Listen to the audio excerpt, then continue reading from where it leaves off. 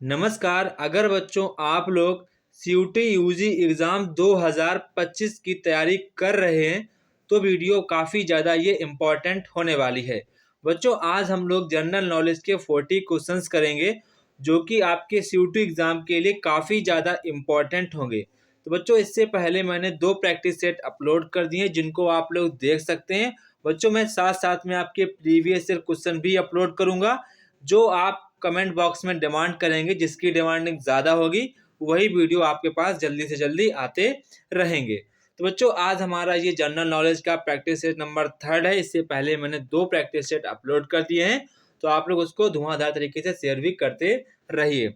बच्चों आज हम लोग बढ़ते हैं अपने प्रैक्टिस सेट के। बच्चों यहाँ पर आपको इस प्रैक्टिस सेट में आपको मैंने पीवाईक्यू भी ऐड कर रखे हैं और साथ साथ मैंने अपनी तरफ से जो कि आपके मोस्ट इंपॉर्टेंट क्वेश्चन बन सकते हैं वो मैंने इस क्वेश्चन पेपर में क्वेश्चंस को इंक्लूड किया है।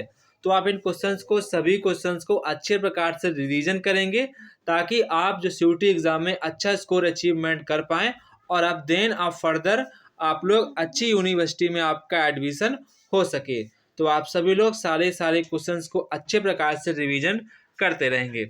जैसा कि यहाँ पर आपका पहला क्वेश्चन है, AFP is the news agency of. जो आपकी AFPF जो है वो किस देश की एजेंसी है, मतलब कि किस देश की न्यूज एजेंसी है, ये आपको यहाँ पर बताना है।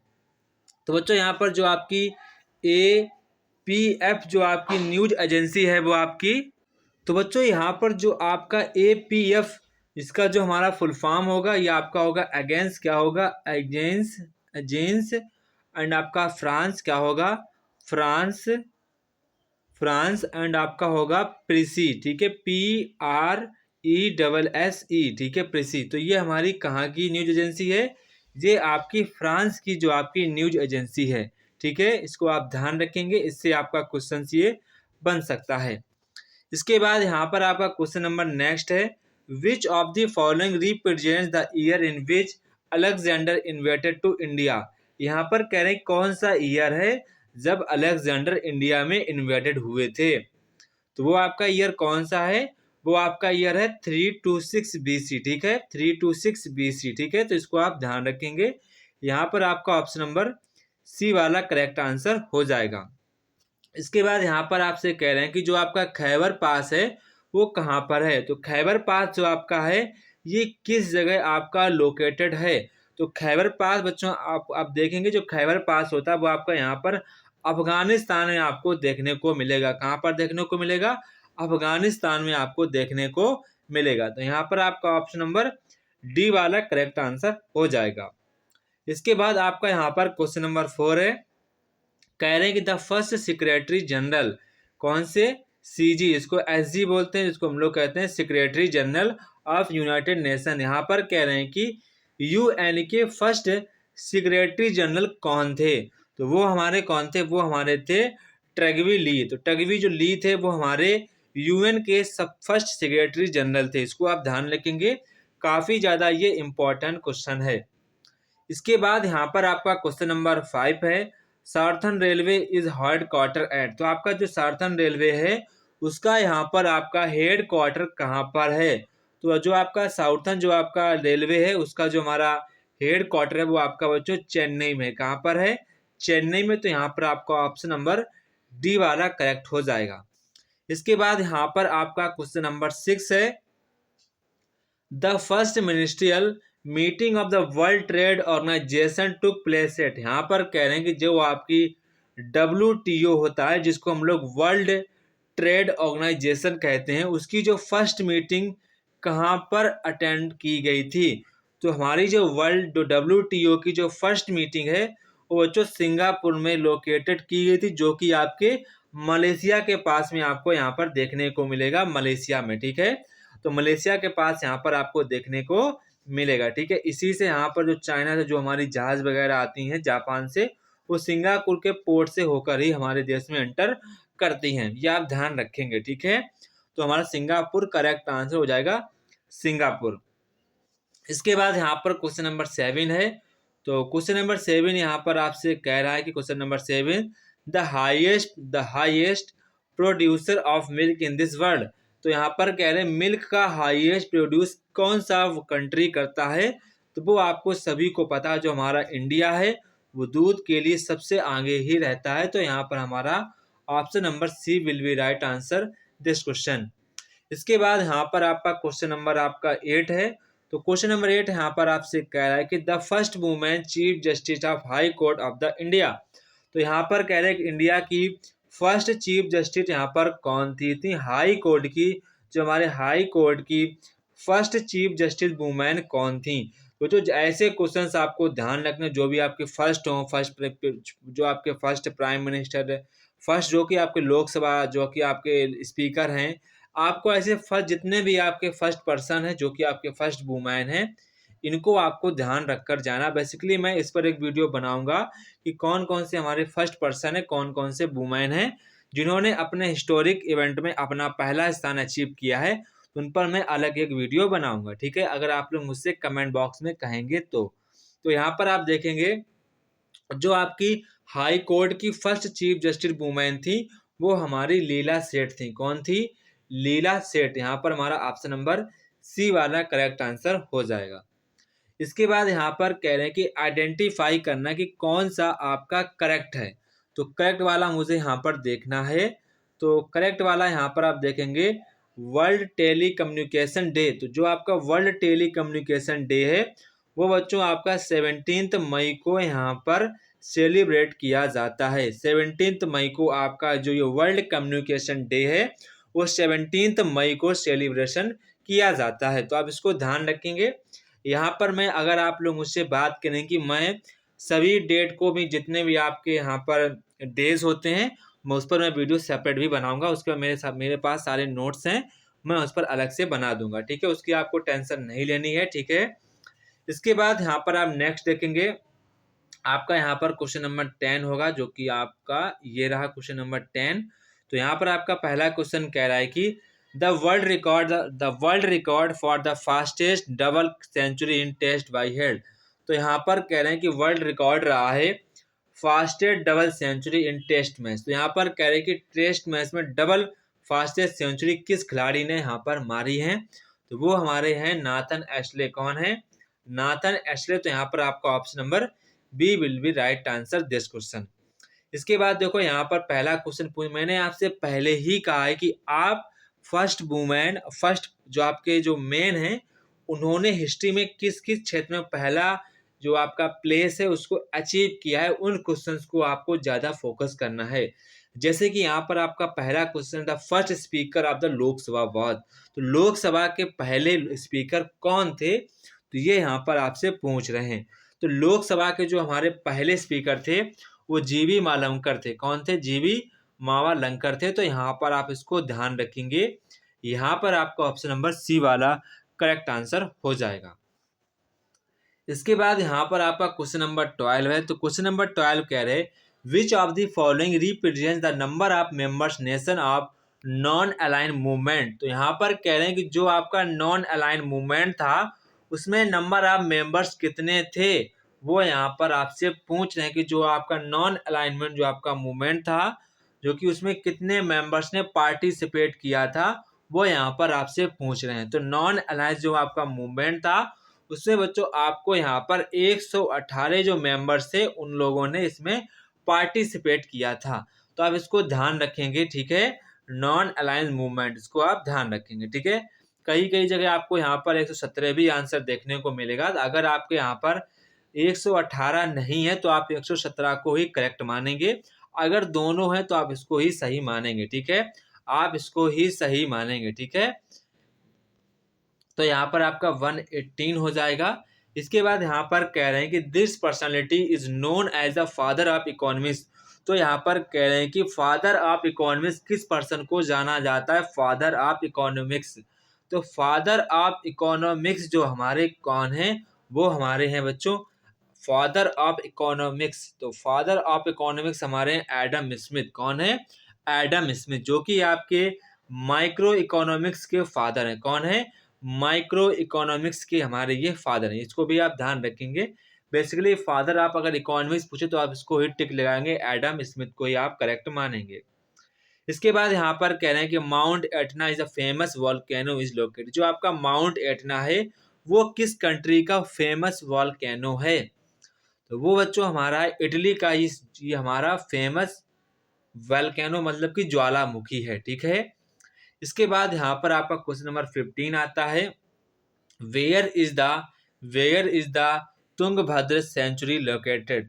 तो यहाँ पर कह रहे हैं जो आपका तुंगभद्र सेंचुरी है वो कहाँ पर लोकेटेड है। तो आपको जो आपका तुंगभद्र सेंचुरी है ये बच्चों बेसिकली आपको कर्नाटका में ये आपका लोकेटेड है। कहाँ पर है?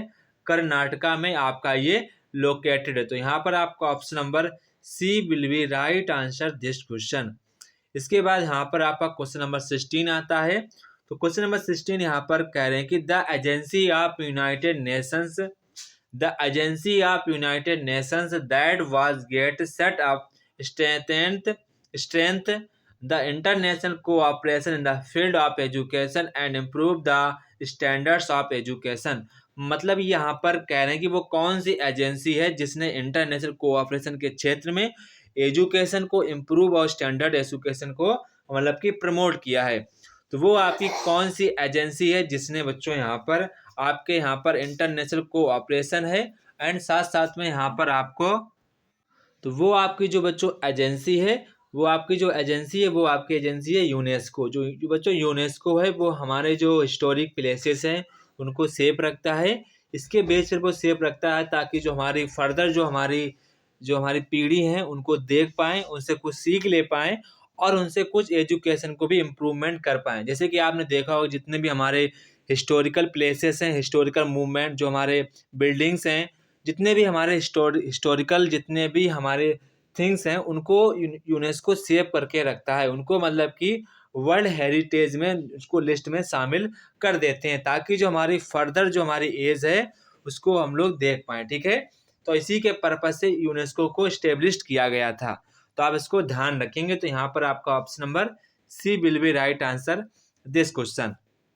इसके बाद यहाँ पर कह रहे हैं कि रिजर्व बैंक ऑफ इंडिया का हेड क्वार्टर कहाँ पर है, मतलब कि आरबीआई का हेड क्वार्टर कहाँ है। बच्चों आप आरबीआई के बताएंगे कि हमारे प्रेजेंट टाइम में आरबीआई के यहाँ पर चीफ जस्टिस मतलब गवर्नर कौन है, वो यहाँ पर आपको मुझे कमेंट बॉक्स में कमेंट करके बताना कि आरबीआई के गवर्नर कौन है। तो बच्चों जो हमारे आरबीआई का जो हमारा हेड क्वार्टर है वो हमारा कहाँ पर है, वो यहाँ पर आप देखेंगे जो आपको यहाँ पर ऑप्शन दिए आप एक बार उसको सोचिएगा कि आपका जो आरबीआई का जो हेड क्वार्टर है। तो बच्चों जो हमारा आरबीआई का जो हेड क्वार्टर है वो बम्बई में है। कहाँ पर है? बम्बई में है। और प्रेजेंट टाइम में जो हमारे आरबीआई के गवर्नर हैं वो हमारे संजय मल्होत्रा हैं। कौन है? संजय मल्होत्रा जी हमारे प्रेजेंट टाइम में आरबीआई के गवर्नर हैं। इसको आप ध्यान रखेंगे।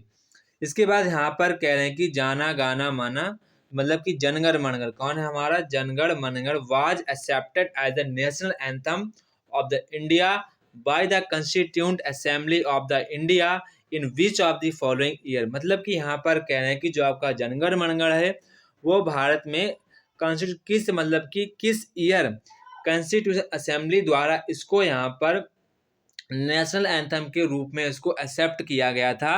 वो किसके थ्रू एक्सेप्ट किया गया था? वो किया गया था constituent assembly of the India के थ्रू। जो आपका जनगण मनगढ़ है उसको यहाँ पर नेशनल एंथम इसको एक्सेप्ट किया गया था। तो वो पूछ रहे हैं किस ईयर ये मतलब कि एक्सेप्ट किया गया था, वो कौन सा ईयर था जब जनगण मन को नेशनल एंथम एक्सेप्ट किया गया। तो वो बच्चों हमारा ईयर था 1950। और बच्चों यहाँ पर जो आपका वंदे मातरम है वो भी इसी दिन यहाँ पर इसी ईयर में इसको एक्सेप्ट किया गया था। इसको आप ध्यान रखेंगे। इसके बाद यहाँ पर आपका क्वेश्चन नंबर नेक्स्ट है। तो क्वेश्चन नंबर नेक्स्ट यहाँ पर कह रहे हैं कि the person who had climbed mount Everest the most 17 times is. कह रहे हैं कि कौन पर्सन है भाई जिन्होंने माउंट एवरेस्ट को 17 बार चढ़ाई की है, मतलब कि 17 बार वो माउंट एवरेस्ट की पीक पर गए हैं।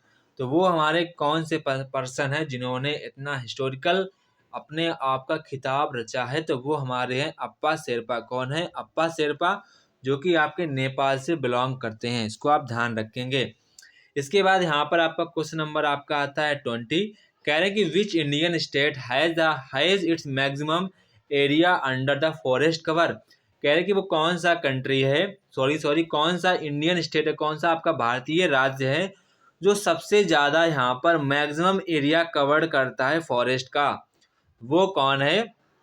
वो हमारा हो जाएगा एमपी। कौन है? एमपी जो है बच्चों सबसे ज़्यादा, अगर बात करूँ सबसे ज़्यादा यहाँ पर फॉरेस्ट एरिया कवर्ड है इसी के पास, तो यहाँ पर आप ऑप्शन नंबर बी वाला करेक्ट आंसर मानेंगे। ठीक है। इसके बाद यहाँ पर आपका क्वेश्चन नंबर आपका आता है 21 का ए। तो 21 का हम लोग देखेंगे, सॉरी 21 है ये। यहाँ पर कह रहे हैं कि this personality is known as the father of geometry. कह रहे हैं कि कौन फादर ऑफ ज्योमेट्री को किसको जाना जाता है, वो कौन पर्सन है जिनको फादर ऑफ ज्योमेट्री के नाम के थ्रू जाना जाता है? तो वो हमारे यूक्लिड हैं। कौन है? यूक्लिड जी हैं, जिनको फादर ऑफ ज्योमेट्री के नाम से जाना जाता है। इसके बाद यहाँ पर कह रहे हैं कि the biggest producer of oil. तो कह रहे हैं कि biggest producer of oil within the members of Organization of Petroleum Exporting Countries OPEC. तो कह रहे हैं कि यहाँ पर द बिगेस्ट, थोड़ा सा question, within members organization. तो कह रहे हैं कि जो आप पहले तो आप यहाँ पर देख लीजिए OPEC, इसका जो हमारा फुल फॉर्म क्या होता है? Petroleum Exporting countries. ठीक है, इसको आप ध्यान रखेंगे, ऑर्गेनाइजेशन पेट्रोलियम एक्सपोर्टिंग कंट्रीज। तो यहाँ पर कह रहे हैं इसके जो मेंबर्स होते हैं वो यहाँ पर सबसे ज़्यादा बिगेस्ट प्रोजेक्ट किस देश के मेंबर इसमें हैं? तो सबसे ज़्यादा किस देश के इसमें मेंबर हैं? वो आपके यहाँ पर हैं सऊदी अरबिया। बिकॉज यहाँ पर सऊदी अरबिया में आपके देखेंगे जो आपका इसमें तेल के जो आपके भंडारण है वो ज़्यादा है, मतलब तेल के जो हमारे सोर्सेस हैं वहाँ पर आपको ज़्यादा देखने को मिलेंगे। ठीक है, तो यहीं कि जहाँ पर तेल के सोर्सेज ज़्यादा होंगे वहीं के मेंबर यहाँ पर ज़्यादा एक्टिव होंगे। तो ऐसे आप इसको ध्यान रख सकते हैं। इसके बाद यहाँ पर आपका क्वेश्चन नंबर आता है 23। तो जो कि यहाँ पर आपका क्वेश्चन नंबर 23 कह रहा है the first Indian animation film was produced by. यहाँ पर कह रहे हैं कि जो आपकी फर्स्ट एनिमेशन जो फिल्म थी वो किसके द्वारा प्रोड्यूस की गई थी? तो वो बच्चों प्रोड्यूस की गई थी दादा साहेब फाल्के, जिनको बच्चों यहाँ पर पद्म भूषण भी मिल चुका है। इसको आप ध्यान रखेंगे, दादा साहेब फाल्के को, इसको आप ध्यान रखेंगे। ये हमारे फर्स्ट पर्सन है जिन्होंने फर्स्ट एनिमेशन फिल्म को प्रोड्यूस किया था। इसके बाद यहाँ पर कह रहे हैं कि who is the founder of world economic forum. कह रहे हैं कि वर्ल्ड इकोनॉमिक फोरम के यहाँ पर फाउंडर कौन थे?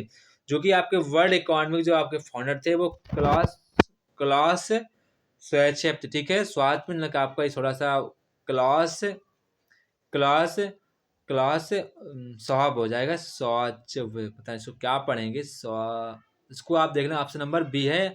मैं इसको क्लास ही पढ़ता हूँ, इसको नाम मैं नहीं ध्यान रखता हूँ। ठीक है, इसके बाद यहाँ पर आपका क्वेश्चन नंबर आपका 25 है। कह रहे हैं कि हु अमंग द फॉलोइंग, ठीक है, who among the following is the author of the Meghdoot. कह रहे हैं कि मेघदूत के कौन ऑथर हैं? तो बच्चों सभी लोग जानते हैं कि मेघदूत के यहाँ पर ऑथर कौन है। तो मेघदूत के जो हमारे ऑथर हैं वो कालिदास जी हैं। कौन है? कालिदास जी हमारे मेघदूत के ऑथर हैं। Under whose presidentship the first session of Indian National Congress took the place in Bombay. कह रहे हैं कि जब कांग्रेस ने अपना जो फर्स्ट सेशन यहाँ पर मुंबई में ऑर्गेनाइज किया था तो उसमें पहली जो प्रेसिडेंटशिप किसने मतलब कि करी थी, वो कौन पर्सन थे? जब कांग्रेस ने अपनी पहली सेशन जो कि मुंबई में कंडक्ट की थी तो उस टाइम में वहाँ पर उस सेशन के मतलब कि आपके प्रमुख कौन थे, मतलब कि प्रमुख प्रेसिडेंट कौन थे? तो वो बच्चों आपके थे यहाँ पर जो आपके प्रमुख थे वो यहाँ पर आपको वीसी बनर्जी होंगे। कौन होंगे? वीसी बनर्जी। यहाँ पर आपका ऑप्शन नंबर डी वाला करेक्ट आंसर हो जाएगा। इसके बाद यहाँ पर कह रहे हैं कि how many members in their Rajya Sabha. इसको आप लोग क्वेश्चंस को यहाँ पर एक बार ध्यान से पढ़ेंगे, थोड़ा सा ये आप इसको सोचेंगे, एक बार इसको आप ध्यान करेंगे। How many members are there in Rajya Sabha. तो सभी लोग इसके बार क्वेश्चंस को सोचेंगे।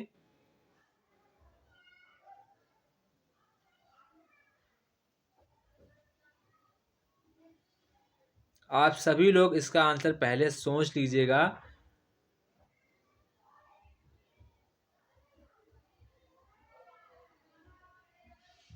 तो बच्चों यहाँ पर आप देखेंगे जो आपके राज्यसभा के जो आपके मेंबर्स हैं प्रेजेंट टाइम में मैं प्रेजेंट टाइम की बात कर रहा हूँ, तो वहाँ पर आपको 250 मेंबर आपको देखने को मिलेंगे, जो कि बच्चों आपके 238 जो मेंबर्स होते हैं जिनका हमारा इलेक्शंस होता है, और जो आपके यहाँ पर 12 मेंबर्स होते हैं वो यहाँ पर नॉमिनेट किए जाते हैं बाय प्रेसिडेंट ऑफ इंडिया। इसको आप ध्यान रखेंगे, ठीक है। जो आपके 238 जो आपके मेंबर्स हैं उनको बच्चों इलेक्टेड किया जाता है। इसके बाद जो आपके 12 मेंबर्स हैं वो उनको प्रेसिडेंट यहाँ पर नॉमिनेट करते हैं। वो जो आपके 12 पर्सन होते हैं वो कौन कौन से होते हैं, या तो वो किसी भी साहित्य से संबंधित व्यक्ति हो, या तो उन्होंने किसी साहित्य में अपना सर्वोच्च यहाँ पर सम्मान प्राप्त हो, या फिर विज्ञान के क्षेत्र में, या फिर समाज सेवा के क्षेत्र में, मतलब कि उन्होंने अपने जीवन में कुछ बढ़िया अचीवमेंट की होगी। तो यहाँ पर जो आपके भारत के राष्ट्रपति होते हैं वो उनको राज्यसभा के लिए नॉमिनेट कर देते हैं। तो आप इसको ध्यान रखेंगे, जो आपके 238 जो आपके मेंबर्स हैं वो आपके इलेक्टेड होते हैं, मतलब कि उनको यहाँ पर उनका चुनाव कराया जाता है। जो आपके 12 मेंबर्स होते हैं उनको राष्ट्रपति जी नॉमिनेट कर देते हैं, मतलब कि उनका निर्वाचन कर देते हैं। तो ऐसे आप इसको ध्यान रखेंगे। इसके बाद यहाँ पर आप देखेंगे आपका नेक्स्ट यहाँ पर क्वेश्चन नंबर नेक्स्ट है।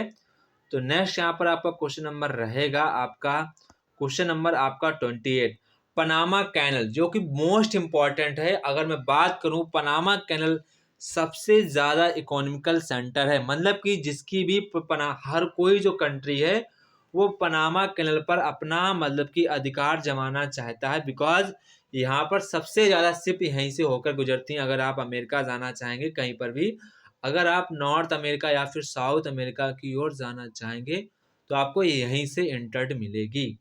तो यहाँ पर जो पनामा कैनल है, लिंक्स मतलब किन किन दोनों को जोड़ती है, मतलब कि जो हमारी पनामा कैनल है वो किन दो मतलब कि ओशन को कनेक्ट करती है। तो आपका इधर तो हमारा हो जाएगा पैसिफिक ओशन, क्या हो जाएगा, पैसिफिक ओशन हो जाएगा, इधर आपका अटलांटिक ओशन हो जाएगा। तो आप इसको ऐसे ध्यान रखेंगे, ठीक है। आप ऐसे ध्यान रखेंगे पीए, क्या ध्यान रखेंगे, पीए, ठीक है, पीए। तो आप ध्यान रखेंगे बीच में आएगा सीए, ठीक है। तो आपका हो जाएगा पीए, बीच में है कैनल, ठीक है, ऐसे ध्यान रखेंगे, ठीक है। तो यहाँ पर आपका ऑप्शन नंबर ए वाला करेक्ट हो जाएगा। इसके बाद यहाँ पर कह रहे हैं कि कौन सी रे है जो कि हमारे लिए हार्मफुल नहीं है। तो कौन सी रे हैं जो हमारे लिए हार्मफुल नहीं है, वो शॉर्ट रेडियो वेव्स हैं, वो हमारे शरीर पर कोई भी बैड इफेक्ट नहीं डालती हैं। तो बिकॉज यहाँ पर आपका option number D will be right answer this question. इसके बाद यहाँ पर कह रहे हैं कि फादर ऑफ हिस्ट्री किसको जानते हैं। तो फादर ऑफ जो हिस्ट्री हैं इसको तो बच्चा बच्चा ही बताएगा। इसके हमारे होते हैं हेरोडस। कौन है, हेरोडस जी हैं, जो कि हमारे फादर ऑफ हिस्ट्री के नाम से जाने जाते हैं। इसके बाद who among the following Indian president has also been speaker speaker of the Lok Sabha. यहाँ पर कह रहे हैं कि Indian president has also been, मतलब कि वो इंडियन प्रेसिडेंट भी रहे हैं और साथ साथ में वो लोकसभा स्पीकर भी रहे हैं। तो वो आपके कौन पर्सन हैं, तो ये काफ़ी ज़्यादा इम्पोर्टेंट हो जाता। वे आपके हैं एन संजीवा रेड्डी, ठीक है। इसको आप ध्यान रखेंगे। तो यहाँ पर आपका ऑप्शन नंबर ए वाला करेक्ट आंसर हो जाएगा।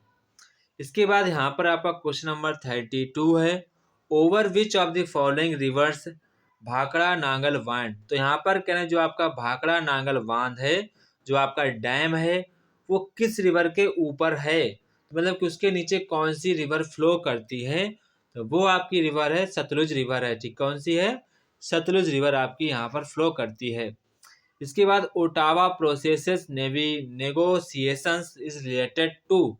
जो आपके ओटावा प्रोसेस है वो किससे रिलेटेड करती है, तो वो आपकी करती है बैनिंग ऑफ लैंड माइंस को, उसको रोक लगाती है।